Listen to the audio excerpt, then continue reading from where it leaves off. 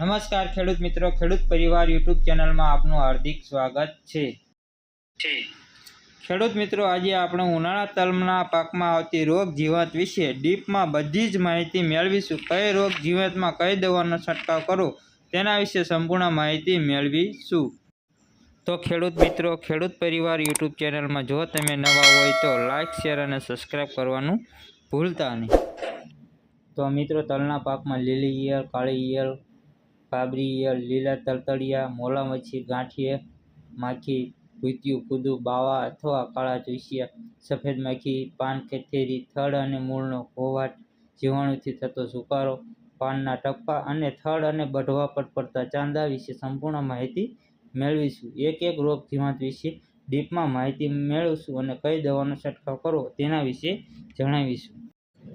તો મિત્રો, રોગ જીવાતની વાત કરીએ તો મિત્રો, સૌપ્રથમ તલમાં ઉગવણની અવસ્થામાં ઈયળ અને થપડી આવવાની સંભાવના ખૂબ જ વધી જતી હોય છે। તો મિત્રો, એવા સમયમાં ખાસ કાળજી રાખવી જોઈએ। કાળી અથવા લીલી ઈયળ જોવા મળે તો વધુ તે રાતના સમયે જોવા મળે છે અને ઉગતા તલને પારવા પાડે છે, તેથી ઉત્પાદન ખૂબ જ ફેરફાર જોવા મળે છે। તો મિત્રો, આવા સમયે સૌ પ્રથમ દવાના છંટકાવની વાત કરીએ તો મિત્રો, જીવાગ્રો કંપનીનું પોકેટ અથવા ફેનોલ 20%, વીસી અથવા શિવ કંપનીનું શેષનાગ અથવા શિવાસ્ત્રનો ઉપયોગ કરવો જોઈએ।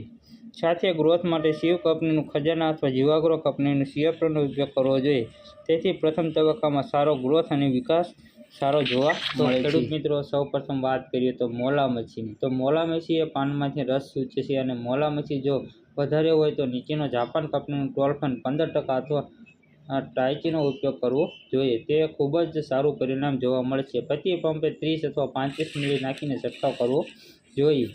તો ખેડૂત મિત્રો, બીજા રોગ જીવાતની વાત કરીએ તો ગાંઠિયા માખીની। ગાંઠિયા માખીને લીધે ફૂલમાંથી બઢવા બનતા પેપડી આકારનો વિકૃત ફળ બને છે। ખેડૂતો તેને પેપડીનો રોગ કહે છે।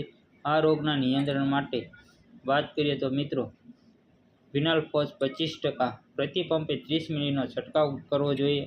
સાથે 5 થી 6 મિલી જેટલીની આસપાસ સ્ટીકર નાખવું જોઈએ અથવા ફિપ્રોનિલ 5% 30 મિલીનો પ્રતિ પંપે છંટકાવ કરવો જોઈએ। તો ખેડૂત મિત્રો, ત્રીજી રોગ જીવાતની વાત કરીએ તો ભૂતિયું ફૂદું। ભૂતિયું ફૂદું એ ઘાસ ભેગી જીવાત છે, તે પાન ખાલી નસો બાકી રાખે છે। ઈયળના શરીરના છેડે કાંટા જેવો ભાગ ધરાવે છે। એના રોગ નિયંત્રણ માટે વાત કરીએ તો મિત્રો, ફિપ્રોનિલ 5% અથવા ઇન્ડોક્સા કાર્બ 14.5% એસીનો ઉપયોગ સાથે 6 મિલી સ્ટીકરનો ઉપયોગ કરવો જોઈએ અને સારું રિઝલ્ટ જોવા મળે છે। જો મિત્રો વધારે હોય તો જીવાગ્રો કંપનીનું સીડિયલ સૌથી બેસ્ટ તેના માટે ઉપયોગ। તો ખેડૂત મિત્રો, ચોથી રોગ જીવાતની વાત કરીએ તો બાવા અથવા કાળા ચૂસિયા। બાવા અથવા કાળા ચૂસિયા એ બઢવામાં દાણામાંથી તેલ પદાર્થને ચૂસીને દાણામાંથી તેલનું પ્રમાણ ઘટાડે છે। તેના રોગ નિયંત્રણ માટે વાત કરીએ તો મિત્રો, સિજન્ટા કંપનીનું એકતરા પ્રતિ પંપે 10 ગ્રામ નાખી ઉપયોગ કરવો જોઈએ અથવા એસીપીટ પ્રતિ પંપે 50 ગ્રામ અથવા સૌથી બેસ્ટ જીવાગ્રો કંપનીનું એકેડમી તેના માટે બેસ્ટ ઉપયોગ રહેશે। તો ખેડૂત મિત્રો, પાંચમી રોગ જીવાતની વાત કરીએ તો સફેદ માખી। સફેદ માખી એ પાનમાંથી રસ ચૂસે છે। જો તે વધુ હોય તો એસિટેમાપ્રાઇડ 20%નો ઉપયોગ કરવો જોઈએ। અને છઠ્ઠી રોગ જીવાતની વાત કરીએ તો મિત્રો, પાન કથેરી। પાન કથેરી એ પાનમાંથી રસ ચૂસે છે, તેના નિયંત્રણ માટે એસિપેટ પ્રતિ પંપે 50 ગ્રામ અથવા જો વધારે હોય તો ગુલાલાનો પ્રતિ પંપે 10 મિલીનો છંટકાવ કરવો જોઈએ। તો ખેડૂત મિત્રો, ફૂગના રોગ નિયંત્રણ માટે વાત કરીએ તો થડ અને મૂળનો કોવારો।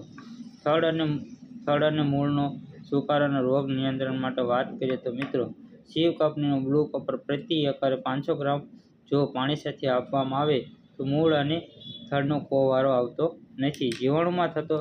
જીવાણુથી થતો સુકારો। તો આ રોગના પાન પર પાણીના પોપચાં ટપકા દેખાય છે, જે ઉપદ્રવ થતાં બદામી રંગના થઈ જાય છે અને રોગ નિયંત્રણ માટે સ્ટેપ્રોસાયક્લિન અને બ્લુ કોપરનો છંટકાવ કરવો જોઈએ। તો ખેડૂત મિત્રો, પાનના ટપકા અને થડ અને બઢવા પર પડતા ચાંદાની વાત કરીએ તો મિત્રો, પાન પર બદામી રંગની વચ્ચે સફેદ ટપકા પડે એ ફૂગથી એક પ્રકારનો ફૂગ છે। તો તેના નિયંત્રણ માટે વાત કરીએ તો મિત્રો, શિવ કંપનીનું રિવોફ્લો અથવા વધુ અસરકારક માટે નીચેનો જાપાન કંપનીનું શાનનો જો ઉપયોગ કરવામાં આવે અથવા તો જીવાગ્રો કંપનીનું ફેન્ટી કેમ અથવા ટેચિસ્ટરનો ઉપયોગ કરવામાં આવે તો ખૂબ જ રાહત જોવા મળે છે. તો ખેડૂત મિત્રો, આ હતી તલના ઉનાળુ પાક વિશે રોગ જીવાત વિશે સંપૂર્ણ માહિતી. અને મિત્રો, જો વિડીયો સારો લાગ્યો હોય તો લાઇક, શેર અને સબસ્ક્રાઈબ કરવાનું ભૂલતા નહીં.